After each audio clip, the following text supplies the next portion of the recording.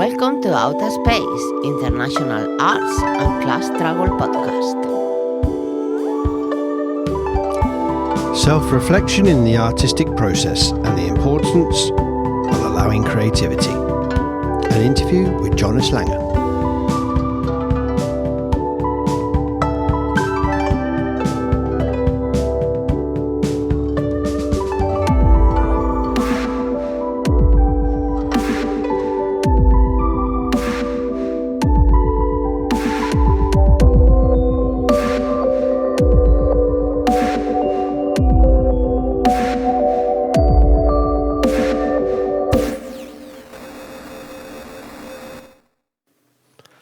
Hello, I'm Rob MacDonald and I am your host for Outaspace International Arts and Class Struggle podcast. This podcast is part of a series of podcasts that we are doing related to the historical memory of the Spanish Civil War, particularly the Solidarity Park project. So we're going to be talking to lots of artists involved in that project. What are their reasons to be involved? How do they see the fight against fascism and the far right today? But also their general political outlook, and touching on many of the questions that the podcast normally talks about. We're also going to make a bit of investigation into the role of women in the struggle for the historical memory today, the recuperation of the memory. We'd also like to thank the Diputació de Barcelona and Amical, the International Brigadistas Association in Catalonia, for their support in this project. Okay, let's go to the podcast. And hello, today we're joined by Jonas Langer. Hi, Jonas, are you there? Yeah, I'm there.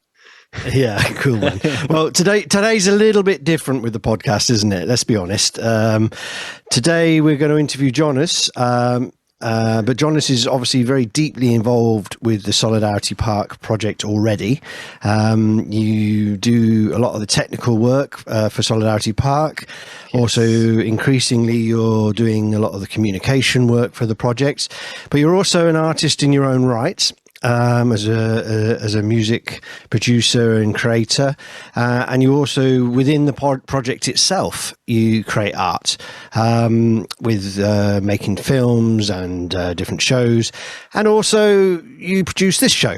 So we're a little bit inverted today. We're interviewing ourselves in a kind of way, but anyway, Jonas, that's one way of explaining who you are. Would you like to add to that in any way? Yeah, I don't know. I mean, you said quite a lot already. I didn't prepare so much for this podcast, so I don't know. Yeah, I mean, I've been involved in the Solidarity Park project for quite a few years now, I think. I mean, my first contribution was when we had an exhibition in Malgrat in 2018, when you've put together half of the brigadistas, and we showed them in a local museum, or I don't remember exactly what it was.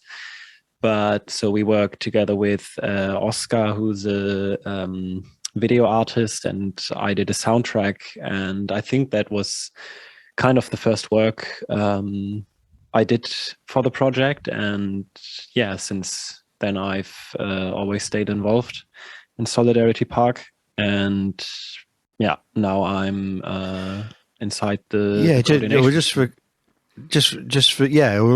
We've got a lot to talk about the Solidarity Park project, but also your views on why you're involved in it. I also want to get a little bit into your own art that's separate from the project. So there's all those things to talk about.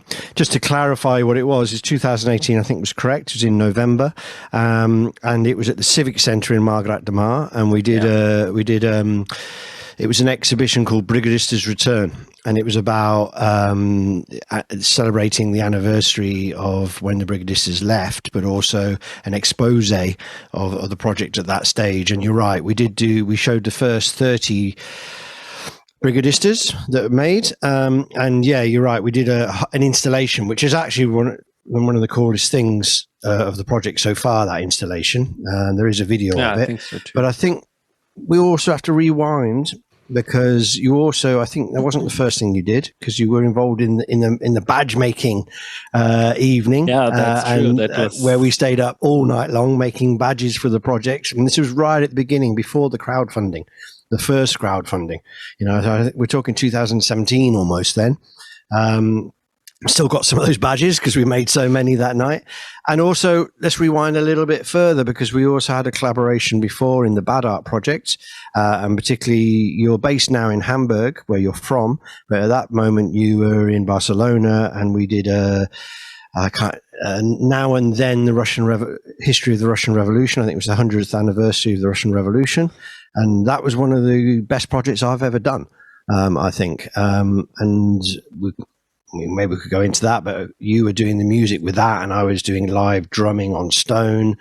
So we were a band for a day or something like that. We were a band for a day. So we've been working and collaborating together for a considerable amount of time. You're not very, I'm going to say you're not very old. How old are you? Well, I'm 24. Yeah, 24. Okay, so, and we've been collaborating for 4 years. So since you were 20. No, I think even. Yeah, well, we're friends longer than that, but I think we're collaborating since 4.5 years or something like that. So our first connection was with music, and you produce music. Yeah, I do. Tell us something about that. Well, I've started making music when I was still in school. I remember, I think for my 14th birthday or something like that, I got an old synthesizer from my dad, and I thought, what the fuck is this shit?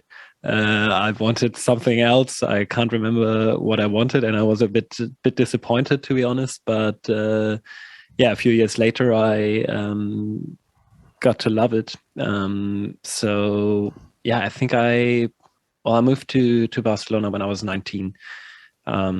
And that's about the time when I started properly producing music, and got more and more into it over the years.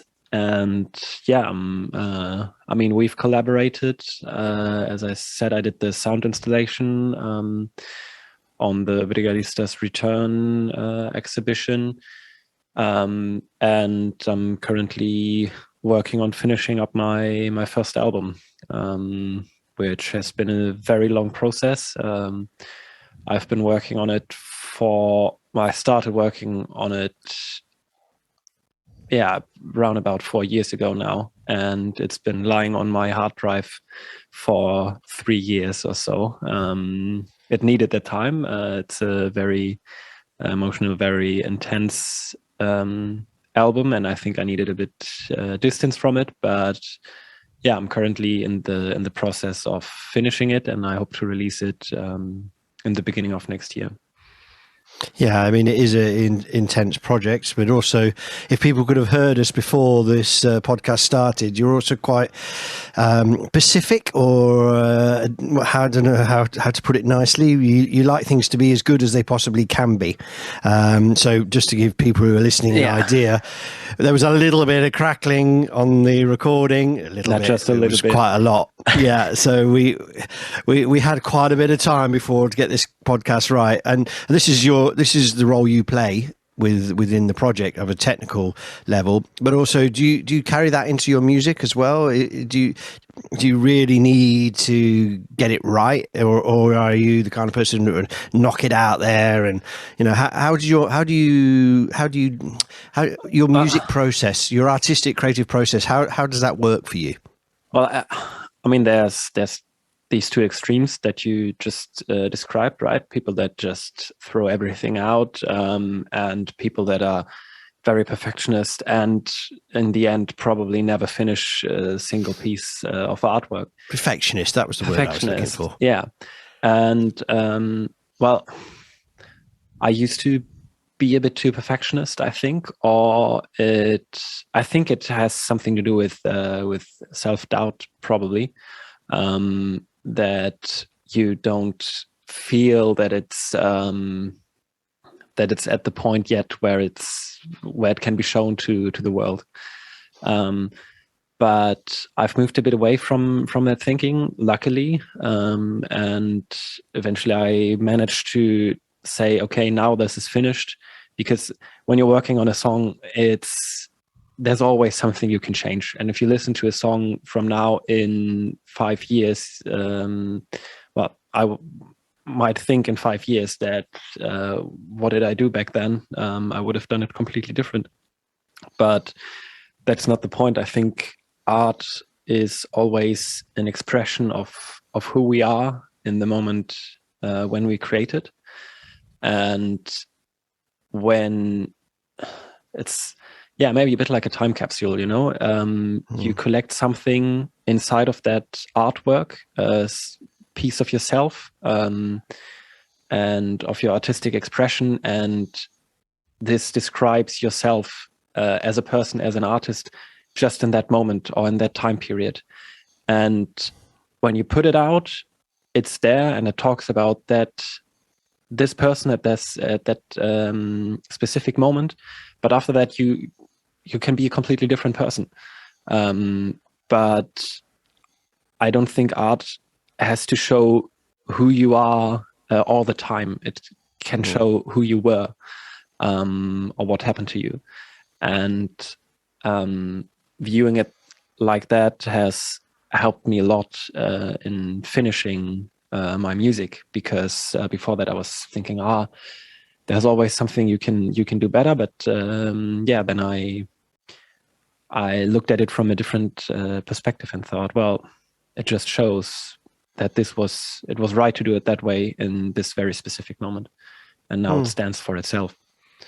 Yeah, I think that's really interesting, actually, because the word self, as you were talking, I was listening and thinking, he's talking about the process of the art, but you talked about this album taking 4 years. It's your first album, self-doubt, you're going to put yourself out there. It's a very emotional album, which I know about. And so, but you're kind of encapsulating more than one time with this piece of work. Then you're talking, it's a story, maybe. Yes, it is. I finished the production of this album quite quickly. I think within half a year or so, 7-8 months, I've produced all of the songs, I think. Then this summer, I recorded the vocals. So I've written all the vocals back when I produced the album, and I did some recording of them, but it wasn't good. I wasn't happy with it, so I decided to record the vocals again. And of course, my voice sounds different now. I have a different perspective on the music, so that might have influenced my singing. The lyrics stayed the same, but now that I have that it's quite far in the past, at least for me, when I've written these songs, I kind of, it was intense reading these lyrics again, because I didn't read them for quite a while. Reading them again, singing them, recording them, that was pretty intense. But as you said, it happened also happened at a different time. I didn't change any of the words though. So a lot of self-reflection in there, and as art should be as well. Because artists, when they produce stuff, they don't necessarily produce it for an audience, or they produce it for a reason, or for self reasons. There's all sorts of processes why the human creates a piece of art. It's interesting because we talk about self-reflection in there a little bit, talk about how different moments in time, and I sort of want to connect this a little bit with the Solidarity Park project, because it's an historical memory project, it's an art project, but it's also a project that's taken a long time. And when you're talking there, I was just thinking sort of selfishly about the making of the monument, which has been my part in it, and I'm thinking these Brigadistas statues that we talked about, 30 were made in 2017. I'm about to put them on the monument, and when we're recording this just before Christmas 2021, in in January, in 2 weeks' time, I will be carrying them to the place to put them in. The 60 finally. of them. Yes, you have to say that. And this is comments people make. For me, it's like, oh, yeah, okay. But actually, I started making them. It took me 2 years to make the 30. So this self-reflection. Now I look at these sculptures and think, well, okay, so there's a whole thing. But that links with the Solidarity Park project, I think, and maybe with art in general, because it's an historical history project as well as a creative project. And I don't know, I mean, maybe my question, there's not really a question there, but the point I'm trying to make is that art processing is in the moment, but it also has longevity and also has, the process never stops. Would you agree with that? Well,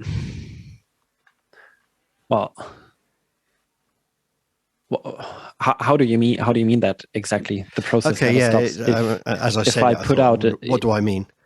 Yeah, if I put out a song, the process is kind of finished, in my opinion.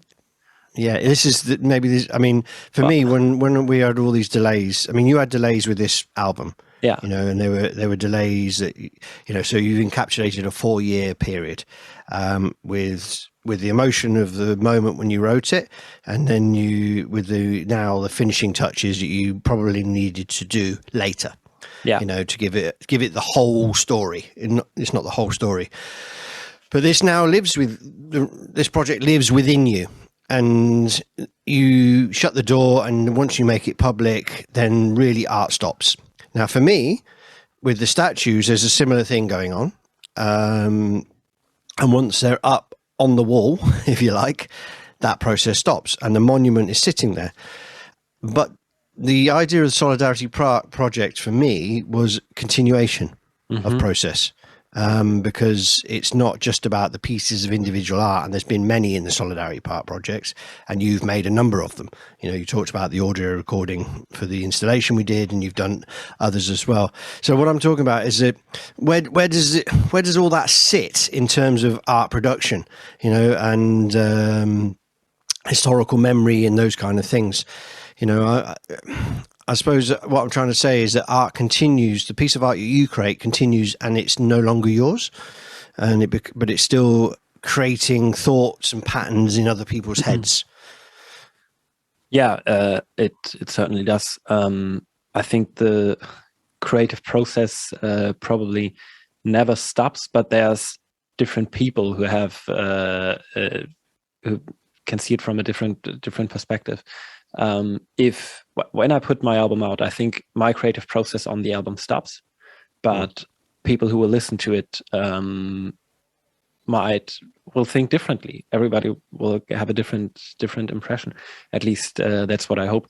And even though my work on the album is over, I'm still working on other music and other projects, and my creative process continues in that. Go on. Yeah, no, I was going to move on a little bit because we slowed up there. I think we're talking about something quite interesting about how the artworks moves to the public or to outside of your existence, and then becomes an interaction of its own thing. And all art forms do that, don't they? Yeah. You know, so if you look at, you know, people that are dead, and we're still interacting, and also different music. I was talking to an artist the other day about jazz. You know, and then we talked about drumming. We were both drummers, and then we talked about drum and bass, which takes cuttings. You know, and there's all sorts of ways that we could continue that process thing. I'm kind of interested, though, to ask you a little bit more about your inspiration to be involved in the project. You know, obviously we've collaborated and we're friends, but the music project is quite a separate thing from the artistic work and creative work and the technical work you've done in Solidarity Park. And I'm kind of interested as your perspective of why is this project important to you? Why is Solidarity Park important to you? Well, apart from being an artist and being involved on a technical and organizational level, inside the Solidarity Park project and on this podcast. I'm a very political person, so and since I lived in Barcelona for 4 years, and was always very interested in the topic of the Spanish Civil War and the international brigades. And I think what the international brigades did was a good example for future generations. And the dangers of capitalism and the threat of fascism are always there, and it's important to never let fascism happen ever again. So I think it's crucial to make people aware of the dangers of fascism and fight it in every possible way. And I think that the Solidarity Park project does that quite well with connecting international artists, international people to get together, work on the commemorative aspect of the international brigades, but also wanting to use art as a way to fight fascism. I mean, does it have any? I mean, I don't know how to pose this, but being German and the lessons of Hitler and fascism, is there an extra drive, do you think, in you because of that, or do you just think it's something that a lot of young people feel wherever they're from? I mean, the international aspect is really important, but obviously for young Spanish people or the Spanish generation that's growing up now, and not just very young, but this later generations have opened up the door of the Spanish Civil War. It was very firmly closed under Franco, and then it was very slowly shut under the transition period and not spoken about. And it's this new generation now that in the last 10 years, let's say, or maybe 15, it's really opened this up. And, you know, Solidarity Park is one of a number of projects that are much broader, and, you know, all the brigadistas are now passed on, you know, and many of the people of that era are passed on. So now we're interpreting.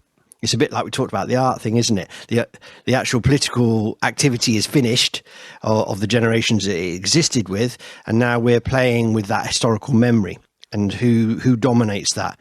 So I don't know. So there's a whole generation in Spain that are open to it, and we work in the schools for that reason, because it's ripe. Yeah. What do you think as a young German guy? Is there a reason behind that, or do you just think that could be anybody? Well, maybe. I don't know. I mean, the Nazis were in Spain as well with the Legion Condor, and well. I mean, yeah, German fascism is longer ago than Spanish fascism. And I was brought up quite politically, I would say, from my parents, but also in school. And the generation of my parents, they told me that in school they didn't learn that much about Nazi Germany and the Holocaust and everything that came with the Nazis. But that changed, and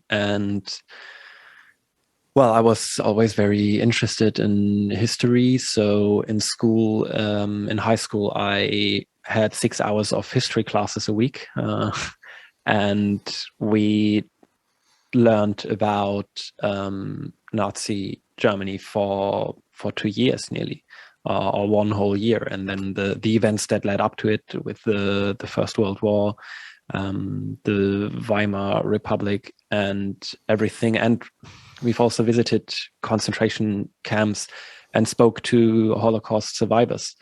And I'm very grateful for that, because I think I'm in the last generation, but also in the first generation in Germany that is able to speak to Holocaust survivors, because after the Second World War, nobody wanted to talk about it in Germany. And up until the 90s, I think it was a taboo topic. Like, it wasn't that spoken about in in school, or at least the survivors weren't asked.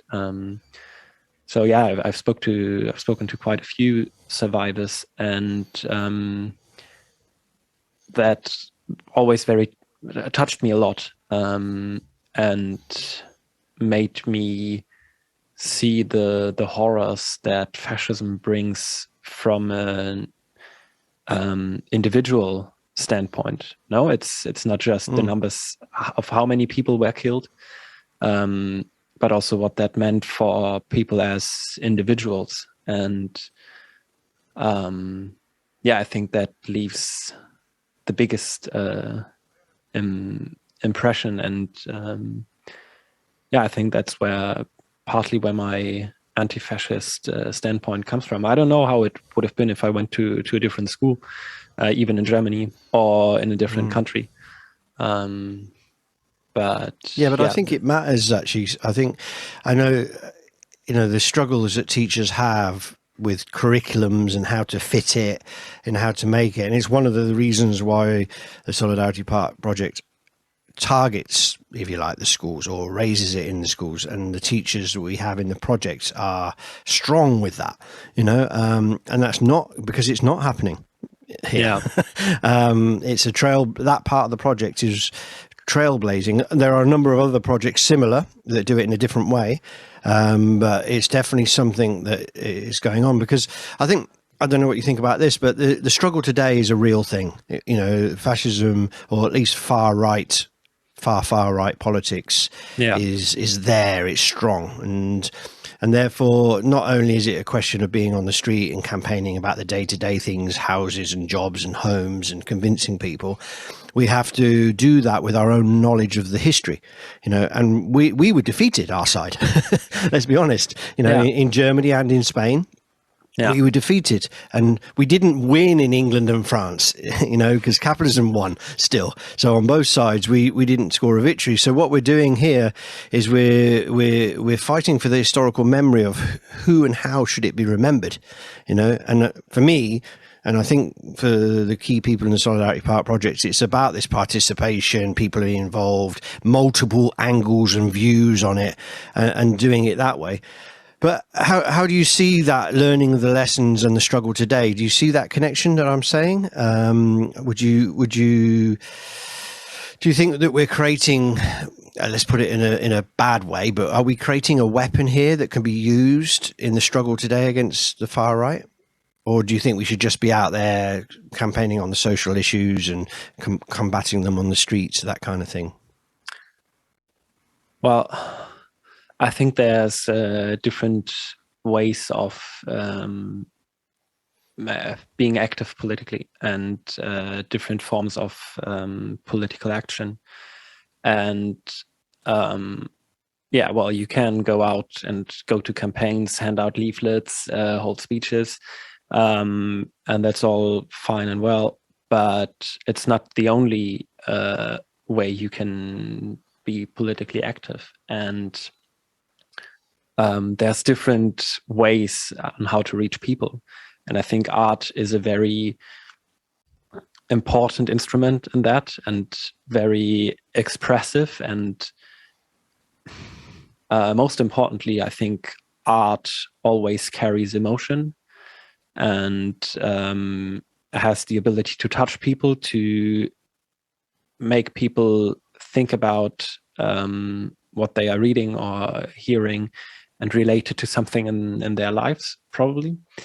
I think it's a very important step. And I mean, you are doing the schools project where the students create the portholes for the monument, and I think this might be one of the best ways to learn. If you, for me at least, if you learn about something and then you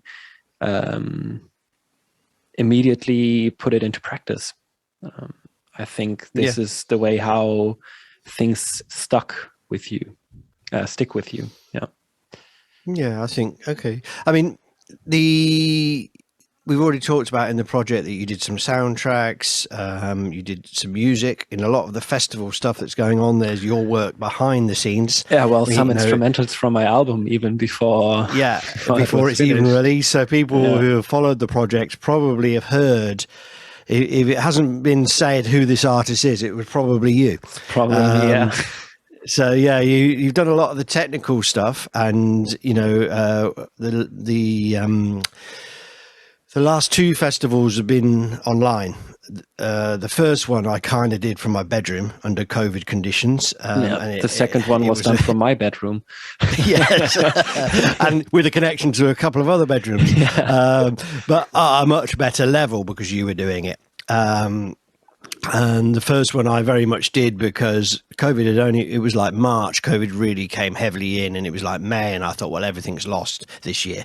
And then I got a load of these porthole designs that you just mentioned that school students had done, and they'd done it under lockdown. And I was like, Jesus, they've done it. And I was like, okay, they're into this. And so I then created a month-long festival within about a space of a month because of that inspiration, really. And then invited artists in and, this kind of thing. And then the following year, we did it in a much bigger way. And you did a lot of the technical stuff, though. That wasn't straightforward. And we did it on a much higher level than what I had done. And we also did recordings, live streaming, this kind of stuff. So you've done all that technical stuff. But also recently, in the recent period, you've made a number of films, one particularly, from a local monument to an international festival. So you made that film. And the reason I raise all that is just to give you a bit of background for my next question, because Solidarity Park is changing. We're growing up. Obviously, the project started very much around my first connection with the local historians. I started to make the monument idea, and then it multiplied and has had a whole number of different people. But it got to the stage somewhere in between these two online festivals where it was just not manageable by me. And actually, although I'm quite an energetic driving force in it, I'm also a problem to it because there's only so far you can go. And so I'm interested in your vision for where the project's going, because it's no longer my project, which I'm very happy about. We're now forming an association, loads of people involved, lots of people have different responsibilities. Sometimes I have to be taken out of things because I muck them up, technical ones for starters. So that's just a bit of background for listeners to understand our process. But I'm kind of interested in where you think the project's going and why does it need to go there? Yeah, well, I think it is going into the direction of being organized by a team and not you anymore. Because I think it's getting bigger, and at least I hope it does. And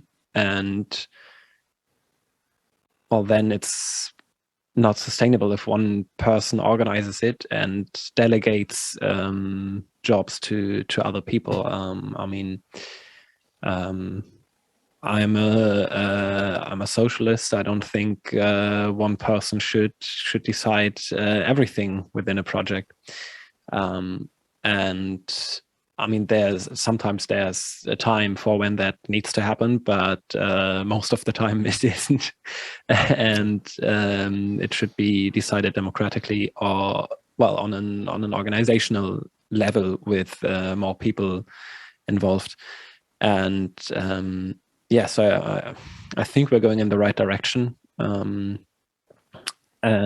as it's growing up and getting bigger, it becomes more and more work, and people have different skills. And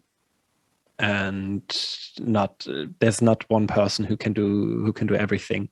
So it's important to share the workload and to share the skills. So it becomes a great event, hopefully.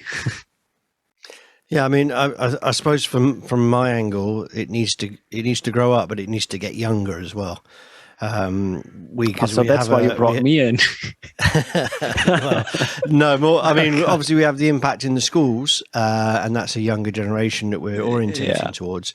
But we're now looking towards being a festival, not just a monument. So the film that you made, where you interviewed Paco and Maria and had a lot of the artists involved, was, telling this story. Basically, the project that I've done is the monument. And I've had my approach with that. And for me, that's the end of that. But like you were talking about your music at the top of the show, where you're talking about, well, that part's done, eh? And it took a long time, and it's got a whole load of stories involved. It's got participation. It's got all these things. It's been the backbone to the project. But for me, before it's even finished, it'll be over.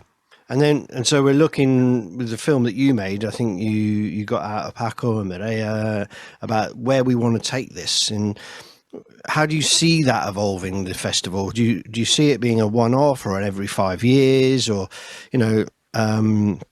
how would that, in your outlook, how would you imagine it? Well, I always find it difficult to say this is how it will look in 5 years, or like if you have a job interview and you get asked where do you see yourself in 5 years. I hate that. Yeah, that's it. It's a job interview. Where do you see yourself, young man, in 5 years' time? I have no fucking idea, and that's okay. I think. Yeah. Not everything has to be planned. I mean, I would love to see the festival have a future, and I would love for it to be a yearly festival that happens in Malgrad. End of May, beginning of June, temperatures are getting better. We're approaching the summer. It's probably already as hot as Germany in the high summer season for 2 weeks or something like that. So yeah, it would be nice, and I think it could give something to Malgrad as well. I mean, I've been there a couple of times now. With you, I know a few people in Malgrad. I've made some friends, and I think it would be cool for Malgrad to have a festival as well, and do something local there, but also international. So yeah, but how it will be in the future, I don't know. I mean, we have so many people involved in the project that I think it could go in any direction. And this is something that I also very much like about the project. And I think to me, that's very appealing, that we don't have a set out plan yet, but we have an idea where we want to go. We want it to be bigger, to grow up. But how exactly it will look, I don't know. And that's the beauty of it, I think. Yeah, I think it's true. And I think all the main organizers, we're all artists, first and foremost. Rather than activists and organizers, we are creating a piece of work together that others will come in on. And yeah, you're right. I think that's my vision as well. I share the same, let's see where this goes, there's room for more people, and there's room for changes. And you don't get anywhere until you take the first step. Yeah. All right, Jonas. Well, thanks for being on your own show. Thanks for inviting me. And I hope when you edit it, you don't edit any of my parts out. Jonas has complete control of these things, ladies and gentlemen. He can decide. In the first podcast we did, I was quite dominant, and that very quickly went. And so when we talk about the future of the show, people need to know we have a boss-worker relationship going on here that is changing, or has changed, which is very helpful. Anyway, sorry to drop that in, Jonas. We have a little tussle these days on these questions. I can always edit it out, so you can go on for another hour. I don't care. Nobody will hear it. So you heard it here first, folks. Okay, so yeah, lovely to come on the show, Jonas. A bit of introspection, looking at ourselves a little bit. I think that's also what Solidarity Park, it's definitely what Outaspace is about, the podcast, which is doing this in tangent. And the Outaspace is us and Paul, and in the future that will also be other people. But maybe we finish it there for today, and everybody can make their own judgments about what we're up to. Yeah. Okay, so I'll see you later, mate. Okay, bye-bye. Yeah, bye-bye. We hope you enjoyed the show. If you have something to say to us, then join our Facebook group or contact us at outaspace.com. That's outa-space.com. See you soon.